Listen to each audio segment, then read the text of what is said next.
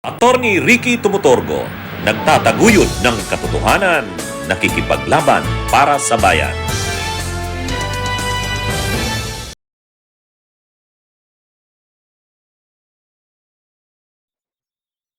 Mga kabunyog, mga kababayan, magandang araw po sa inyong lahat. Welcome po sa isa namang episode ng ating talakayan dito po sa Attorney Ricky Tumutorgo. Ito po ang isa namang episode ng ating Ang Take Ko Attack ni Attorney Ricky Tumutorgo.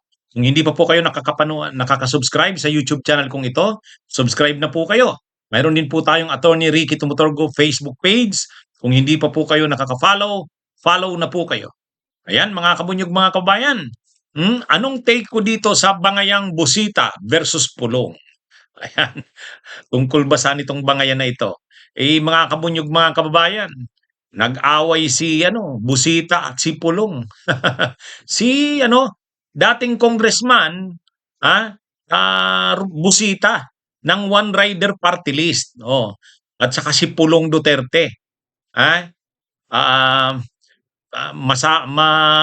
maaanghang ang mga salitang binitiwan ni Pulong Duterte kontra kay dating congressman Busita.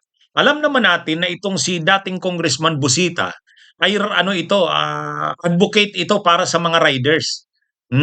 Yung mga nagmumotor, pinaglalaban niya 'yan. Pinaglalaban niya 'yan. Ha? Kaya nanalo yan bilang kongresista yung party list niya, one rider party list. Kasi marami yang mga tagahanga si Busita. Talagang pinaglalaban niya yung mga riders. Kaya yung kanyang party list, one rider party list. Dati congressman ito ng one rider party list, tumakbong senador noong 2025 elections, natalo.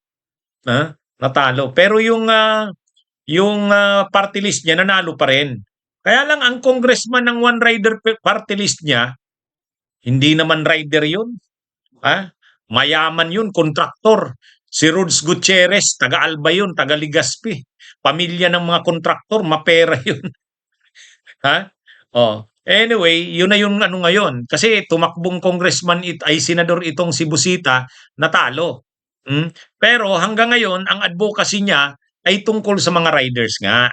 Ngayon may nangyari sa Davao City. Galit si Pulong dito kay Busita. Talagang nilastada nito sa social media, sa mainstream media. Kalat ito ngayon. Itong paglastada ni Pulong. Ito daw kasing si dating congressman Busita ng One Rider Party List, dahil pinaglalaban niya nga itong mga riders, pumunta ng Davao. Pumunta ng Davao itong si Busita.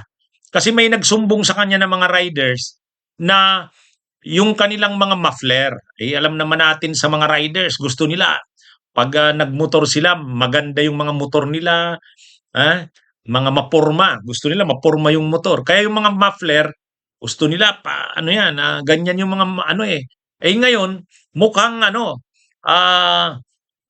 pinaghuhuli yata yung mga motor na ang muffler ay maiingay.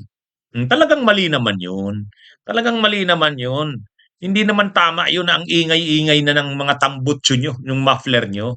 Sa bagay na yan, tama, sa punto na yan, tama naman na i-regulate yung mga mufflers na yan. Lalo na yung mga motor. Imagine mo natutulog ka, tapos may dadaan na motor. Boom! Kaya lang, siyempre, ito kasing si dating congressman Busita, ipagtatanggol niya yung rights o karapatan ng mga riders. Pumunta ng Davao, pumunta data doon sa City Hall ng Davao, kausap yung mga empleyado doon. Ipinapaabot niya nga yung issue ng mga riders na parang hinihigpitan sa Davao, hinuhuli yung mga mufflers. Mukhang tinatanong ni Busita doon sa mga empleyado ng City Hall. Baka hindi siya nirespeto, hindi yata siya kilala ng mga empleyado, baka tinaasan ng boses si Marcoleta. Tinaasan din ang boses ni Marcoleta, ni Busita. Mabait naman yan si Busita. Nagkita kami niyan doon sa hearing noon sa Kamara. Congressman yan. February 4, 2025. Nandun siya. Nagkita kami. Lumapit sa akin. Ikaw pala si attorney. Mabait. Hindi naman mayabang. Hindi naman mayabang. Mas mayabang si Pulong. Mas mayabang si Pulong.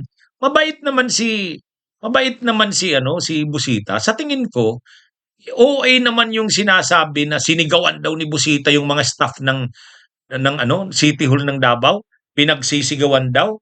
Parang arugante daw na masyado si Busita. Sa tingin ko, hindi karakter ni Busita yun. Hindi naman karakter ni pinaglalaban ni Busita kasi yun mga riders. Siyempre, ano niya yun eh. Yan yung advocacy niya, ipaglaban ang mga riders. Pero sa bagay na yon, medyo mali naman talaga yung mga tambutsyong ang iingay. Oh. Kaya lang, siyempre, dahil nga pinaglalaban niya ang mga riders, humingi yata sa kanya ng tulong yung mga riders ng Davao, pumunta siya doon para tulungan. Pumunta siya sa City Hall. Ang sabi, pinagsisigawan daw ni Busita yung mga empleyado ng City Hall. Nagsumbong kay Pulong. Alam naman natin si Pulong. Ang tingin nila sa Davao, kaharian nila eh. Ang tingin nila sa Davao, kaharian nila. O galit, pinaglalastada ni Pulong si Busita. Ikaw, kung pupunta ka dito sa Davao, arugante ka. Huwag kang mayabang. Sino bang mayabang? Ang mayabang si Pulong. Ang akala niya sa Davao, kaharian nila. Porke lang pumunta doon si Busita, tapos ganun, lalastadahan niya ng ganun. Ako hindi naman ako naniniwalang naging bastos si Busita. Kaya lang siguro, naging bastos din yung mga empleyado ng City Hall na kaano niya. Tinitingnan siguro na parang si Busita. Pero ang personal kong pagkakilala kay Busita, hindi naman mayabang, mabait eh. Kaya si Pulong, ang pagkakakilala talaga diyan, mayabang. Akala mo hari ng Davao. Kaya lang, nagsumbong siguro, exaggerated naman yung sumbong ng mga empleyado ng City Hall, ay syempre kakampihan ni Pulong yon. Pero mali rin talaga yung sa parte rin ni dating Congressman Busita, hindi naman lahat ng bagay tungkol sa mga riders kailangan mong ipagtanggol. Yan yung isa sa mga bagay na kailangan din pag-aralan. Bawa yung maiingay na mga mufflers, tambutso. Talaga namang dapat ikontrol yan. Kaya lang, sa tingin ko, OA naman yung pagkakasumbong ng empleyado ng City Hall. Ngayon, si Pulong naman, akala mo bayaning tagapagtanggol ng Davao, kung ano-anong mga sinabi tungkol kay Busita. Hindi naman tama yun. Irespeto niya rin na dating congressman din yan. Bagay, hindi naman marunong magrespeto ang mga Duterte.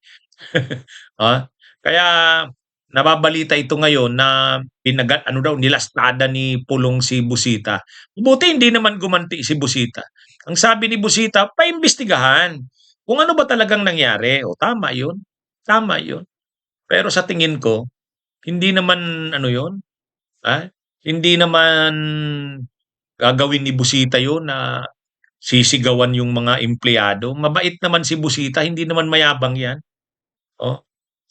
Kaya lang, syempre, pinaglalaban niya lang yung rights ng mga riders. Kumbaga, anong posibleng solusyon dun sa problema na yun? Kaya lang, sa parte rin naman ni Busita, dating Congressman Busita, tingnan niya rin na hindi naman lahat ng riders kailangan mong ipaglaban. Yan yung isa sa mga rights na medyo kailangan ding i-regulate. Yung mga maiingay na mufflers or tambutso. Totoo naman yun. Kailangan talagang kontrolin din yan. Maingay. Imaginin mo sa subdivision, dadaan yan. Hindi naman highway, private yung kalsada ng subdivision. Dadaan yung mga tambutso ay mga riders. Pag pumasok sa subdivision, natutulog ka, ang ingay-ingay. Hindi naman national highway. Kahit nga national highway, hindi ka naman dapat gumagamit ng mufflers na maiingay. Kaya tama rin talaga yun. Kaya lang, baka naman nasubrahan naman. Halimbawa, kung ano-ano namang ginawa dun sa mga riders, ay hindi naman tama din yun. Kaya kailangan ng balance dyan eh. Kailangan ng balance. Pero yung sabihin na si Busita ay arugante, mayabang, pinagsisigawan daw yung mga empleyado ng City Hall ng Davao, sa tingin ko, hindi naman yun. Uwi yun, exaggerated naman yun. Okay, mga kabunyog, mga kababayan, magandang araw sa inyong lahat.